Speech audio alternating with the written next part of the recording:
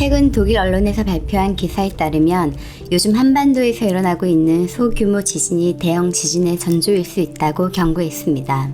독일 언론에 따르면 그동안 한반도는 지진 활동이 활발한 지역이 아니었기 때문에 최근에 벌어지고 있는 잦은 소규모 지진이 더욱더 예사롭지 않다고 하네요. 지난 13일 전북 완주군에서는 규모 2.8 지진이 발생했는데 완주군에서 규모 2.0 이상 지진이 일어난 것은 2014년 12월 이후 처음 있는 일이라고 합니다. 이보다 이틀 전에는 북한 강원도 평강 지역에서 규모 3.8 지진이 일어났고 서울과 경기도 지역에서 진동을 느끼기도 했다고 하네요. 지난 4월 26일 이후 전남 지역에서만 400여 차례의 미세한 지진이 이어졌는데 이 지역은 본격적으로 지진 데이터를 수집하기 시작한 1978년 이후 지진 활동이 보고되지 않았던 곳이었기 때문에 지진 전문가들은 더 깊은 우려를 표하고 있습니다. 최근 몇십 년간 지진이 보고되지 않았던 지역에서 이렇게 급작스럽게 지진 활동이 증가된 것은 정말 예사롭지 않은 일인 것 같습니다. 한국 전문가들도 전남 지역에서 매우 이례적으로 짧은 시간 내에 지진이 계속 발생함에 따라 이를 유심히 지켜보고 있으며 이번 지진 활동은 과거와 달리 깊은 지역에서 일어나는 것이 특이하다고 이야기하고 있습니다. 일반적으로 한반도에서 발생하는 지진은 주로 지하 10km 이내에서 발생하는데 최근에는 20km로 깊어졌다고 합니다. 진원의 깊이가 이처럼 달라진 것은 정말 쉽게 지나칠 수 없는 일인 것 같습니다. 최근 한반도 단층이 변화하고 있다는 사실을 단적으로 보여주기 때문이죠.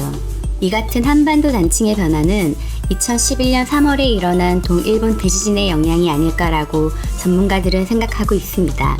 동일본 대지진은 일본에서 기록된 지진 중 가장 강력한 규모였고 전 세계에서는 1900년 이후 관측된 지진 중에 네 번째로 큰 지진이었죠. 동일본 대지진의 진앙지는 일본 북동부 해안에서 70km 떨어진 곳에 해저 29km 깊이에서 발생했으며 동일본 대지진이 일어나고 몇 달 후부터 한반도에서 본격적인 지진 활동이 재개됐습니다. 그리고 최근 한반도 지진의 진원이 20km로 관측되고 있기에 한반도의 지진 활동은 동일본 대지진의 결과라는 사실에 더욱더 힘이 실리는 것 같습니다. 동일본 대지진은 한반도 동부를 동쪽으로 5cm 이동시켰고 한반도 서부를 2cm 정도 동쪽으로 이동시켰는데 이는 지진이 한반도 지각을 3cm 늘린 것이라고 합니다.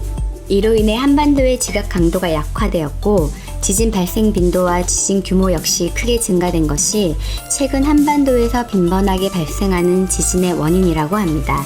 한반도에서 본격적으로 지진 관측이 시작된 1978년 이후 동일본 대지진 이전까지 33년 동안 규모 5.0 이상의 지진은 총 5회에 불과했지만 2011년 동일본 대지진 이후 최근까지 규모 5.0 이상의 지진이 총 5회나 발생했기에 지진이 예전보다 얼마나 자주 발생하고 있는지 단적으로 보여주고 있네요.